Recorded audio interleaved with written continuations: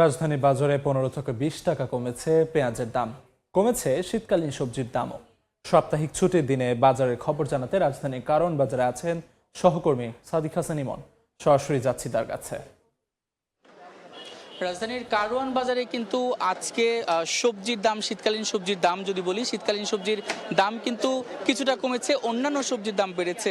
আর একটু স্বস্তির খবর প্রথমেই বলতে চাই, সেটা পেঁয়াজের দাম। পুরনো পেঁয়াজের দাম কিন্তু 110 টাকা কেজি দরেই বিক্রি হচ্ছে, কিন্তু নতুন দেশি মুড়ি কাটা পেঁয়াজের দাম কিন্তু গত সপ্তাহের থেকে 15 থেকে 20 টাকা কমেছে এবং 52 থেকে 55 টাকা বিক্রি হচ্ছে। আমদানিকৃত ভারতীয় পেঁয়াজের দামও কিন্তু 15 থেকে 20 টাকা কমে 52 থেকে 55 টাকায় বিক্রি হচ্ছে। আর যদি কাঁচামরিচ দাম বলি, তাহলে কাঁচামরিচের দাম কিন্তু গত সপ্তাহের তুলনায় এই সপ্তাহে 10 টাকা বেড়েছে, 50 টাকা বিক্রি হচ্ছে।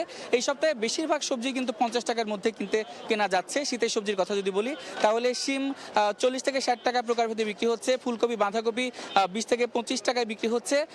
যদি বলি মূলার কথা, মূলা 30 টাকা কেজি দরে বিক্রি হচ্ছে, পেঁপে 30 টাকা 40 টাকা বিক্রি হচ্ছে, কচুমুখী 40 টাকায় বিক্রি হচ্ছে। কিন্তু যেগুলোর দাম বেড়েছে, যদি দাম বাড়ার কথা বলি, তাহলে বেড়েছে বেগুনের দাম। শীতকালীন সবজি নয়, সেটি গত সপ্তাহের তুলনায় 10 টাকায় বেড়ে 50 টাকায় বিক্রি হচ্ছে।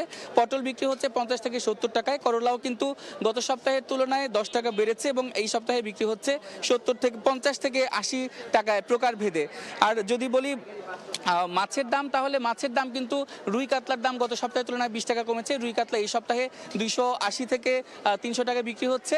এবং যদি বলি যে ছোট মাছ, সেগুলোর দাম কিন্তু এই সপ্তাহে কিন্তু বেশ খানিকটা কমেছে। আর মুরগির দাম কিন্তু গত সপ্তাহের মতোই স্থিতিশীল অবস্থায় রয়েছে। তো রাজধানীর কারওয়ান বাজারে থেকে এই ছিল আমার কাছে সবশেষ খবর। সরাসরি যুক্ত ছিলাম রাজধানীর কারওয়ান বাজারে।